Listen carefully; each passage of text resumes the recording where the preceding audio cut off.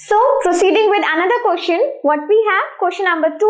चलिए, so क्या है क्वेश्चन में देखते हैं. Write an expression for the work done when a force is acting on an object in the direction of its displacement. So वही है, आपने जो वर्क की अपनी डेफिनेशन पढ़ी है उसी को हमें एज एन एक्सप्रेशन फॉर्म में किस तरीके से उसको फॉर्मूले को हम डिराइव करते हैं वही हमें यहाँ पर बताना है. ठीक है, सो लेट्स सी कैसे बताना है. Let F be the force applied on an object.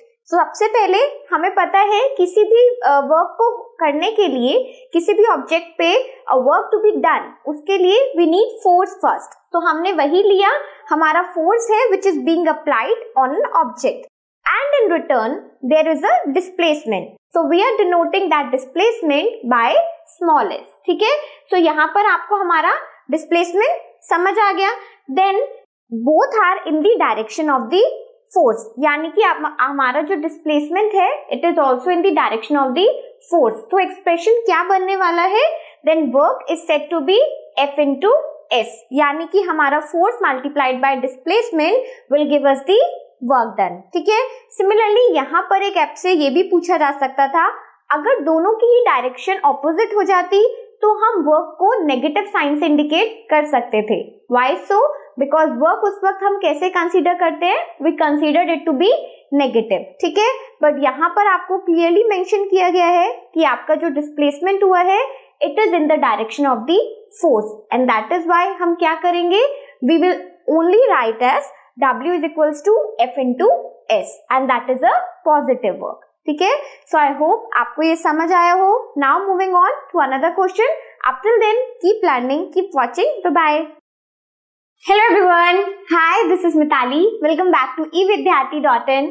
Now we are moving towards page number 149. We are discussing in-text questions. जितने भी हमारे चैप्टर के बीच के क्वेश्चंस हैं हम वो अभी डिस्कस कर रहे हैं. So now we have question number 1 and let's see what the question says. When do we say that work is done? So यहाँ पर आपसे कंडीशंस पूछी है कि कौन सी सिचुएशन में हम कह सकते हैं कि actually work is done in scientific terms. यानी कि हमने अपने चैप्टर में भी ये पढ़ा था कि वर्क क्या है. हमें बहुत सारी चीजें ऐसे लगता है कि वी आर डूइंग वर्क. ठीक है, like sleeping we also consider it as a work. I am jokes apart, लेकिन साइंटिफिकली वर्क की डेफिनेशन थोड़ी सी अलग हो जाती है. सो क्या है ऐसा, we have discuss it earlier also. Work तभी कहलाया जाता है if two conditions are being satisfied. So what are those conditions? Work is said to be done if two conditions are satisfied. First is force should act on an object. जब तक कि किसी भी object पे force apply नहीं होगी हम कभी भी नहीं कह सकते हैं कि इस पे कोई वर्क होने वाला है या होगा. ठीक है, the second is object must be displaced. तो द पॉइंट इज कि सबसे पहले हमारे फोर्स को अप्लाई होना है एंड देन उस फोर्स के अप्लाई होने की वजह से ऑब्जेक्ट में डिस्प्लेसमेंट आना चाहिए. ठीक है, फिर वो बाद में बात आती है कि डायरेक्शन कैसी है. फोर्स एंड ऑब्जेक्ट डिस्प्लेसमेंट का डायरेक्शन सेम है then that would be positive work. अगर दोनों का डायरेक्शन ऑपोजिट है तो हम उसे नेगेटिव वर्क में कंसीडर करते हैं, बट होते दोनों ही टाइप के वर्क हैं.